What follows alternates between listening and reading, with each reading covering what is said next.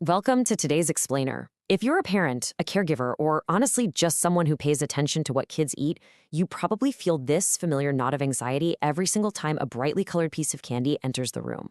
I mean, we live in an era of incredibly strict dietary rules, and trying to navigate them, it can kind of feel like walking through a minefield. The anxiety and that intense pressure to get it exactly right, it's incredibly real. You've definitely heard these rules repeated everywhere, right? From the playground chatter to the pediatrician's waiting room, candy will ruin your child's teeth. Sugar makes kids hyper. Absolutely no sweets before age 3.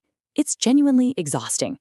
The sheer volume of fear surrounding childhood nutrition can leave anyone feeling deeply confused and completely overwhelmed.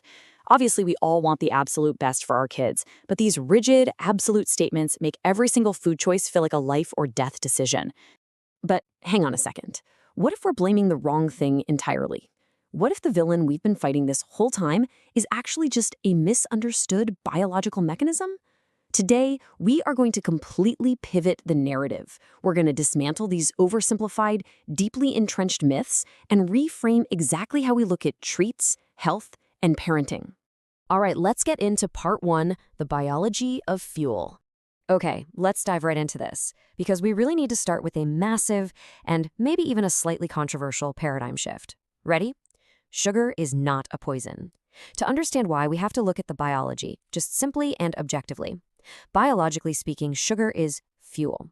More specifically, it breaks down into glucose. And glucose is the primary biological fuel that your child's brain and muscles constantly burn for energy. Actually, your child's entire body runs continuously on this vital fuel. Every time they run, every time they think, every time they learn a new word or climb a tree, they are burning glucose. The molecule itself isn't the enemy here. It's literally a physiological necessity. So the better question isn't really, is sugar bad, but rather, what happens to that energy after it's consumed? If an active kid eats some sugar and then spends the whole afternoon running, climbing, biking, and playing outside, well, that glucose is utilized. It has a job to do, and it gets it done. But if a sedentary child eats those exact same sugary snacks while just sitting for hours watching screens or riding in cars, that energy has absolutely nowhere to go, and excess energy gets stored, which over time is what contributes to metabolic stress. Surprisingly, to put that into perspective, this means sugar is actually far more harmful to sedentary adults than it is to highly active, constantly moving children. Which brings us to part 2, the mechanics of delivery. And this brilliantly illustrates exactly why the specific type of food we eat matters so much. See, not all carbohydrates behave the same way in the body. We can break them down into fast carbs, so things like candies, soda, and sweet desserts, and slow carbs like potatoes, oats, beans, and whole grains. Now, both types ultimately provide glucose for the body. The fundamental difference is all in the mechanics of absorption. Fast carbs rapidly spike your blood sugar, basically dumping all that energy into the system at once. Slow carbs, on the other hand, provide a much steadier, prolonged supply of energy. Think of it like building a campfire. Fast sugar is exactly like throwing dry wood or kindling into the flames. I mean, it burns incredibly bright, and it gives off a ton of heat instantly, but it burns out fast, leaving you needing more fuel very quickly. Slow, complex carbs are like tossing large, dense logs onto that same fire. They burn so much longer and far more steadily. Your child absolutely needs the energy to fuel their day, but the speed of that energy delivery really dictates how their body responds and how they feel. Moving right along to part 3, busting the big 2 myths. It is time for a systematic takedown of the 2 most entrenched parental fears out there, cavities and hyperactivity. First up, the cavities. Parents naturally tend to blame the mere existence of candy for tooth decay. But sugar alone is not the full story here. Ask any dentist, and they'll tell you that cavities become highly likely only when 3 specific factors combine. First, sugar remains sitting on the teeth. Second, the mouth stays dry. And third, overall oral hygiene is pretty poor. The real dental danger isn't eating a piece of chocolate and then drinking a glass of water. The real danger is those sticky sweets or hard candies that a kid slowly sucks on for a long time, especially right before bed, leaving sugar in direct contact with the teeth in a dry mouth. It's the combination, not just the sugar itself. Now, what about the legendary sugar rush? So many parents swear up and down that sugar makes their kids bounce off the walls. But here is the grand irony. Research actually doesn't strongly support sugar as the direct cause of hyperactivity. Just look at the typical environments where kids consume a lot of sweets. Birthday parties, holidays, playdates, big celebrations.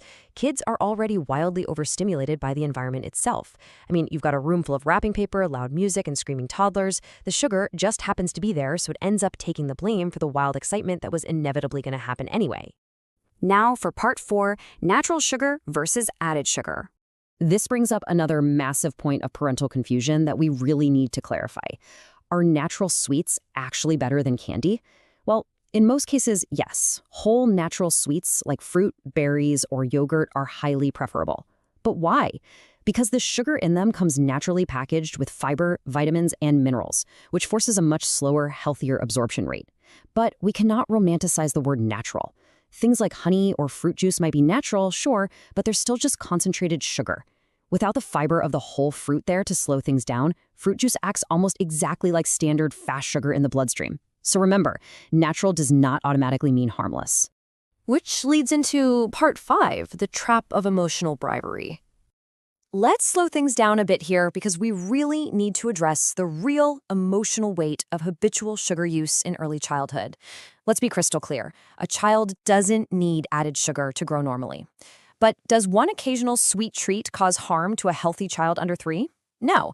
The issue is never a single cookie at a family gathering. The real long-term danger appears when sweets become harmful, deeply ingrained habits.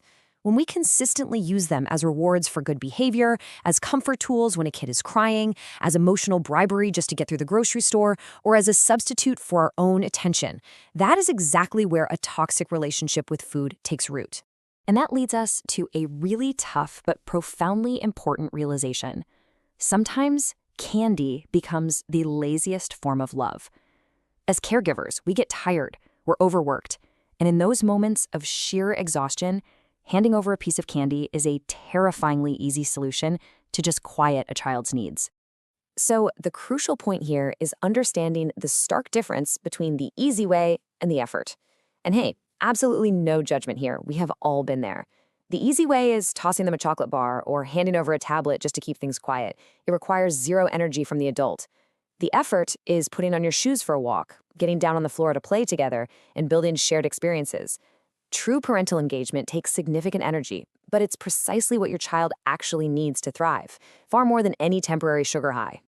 Let's wrap this up with part 6, time is the ultimate reward. It's time for a hopeful, empowering resolution to this whole sugar debate. If we're going to stop using sugar as our go-to reward, we need to completely reframe what a treat actually is.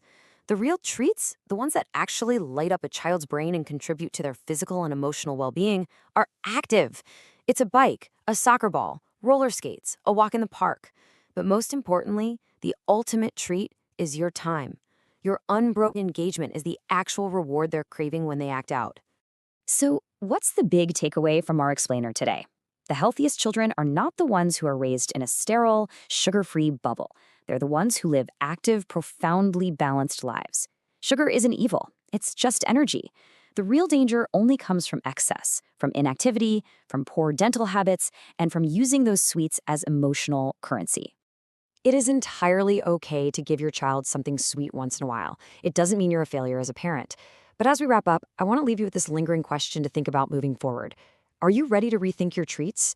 Because the next time you want to show your child love or reward them for a good day, remember that your time, your energy, and your true connection are infinitely sweeter than any candy ever could be.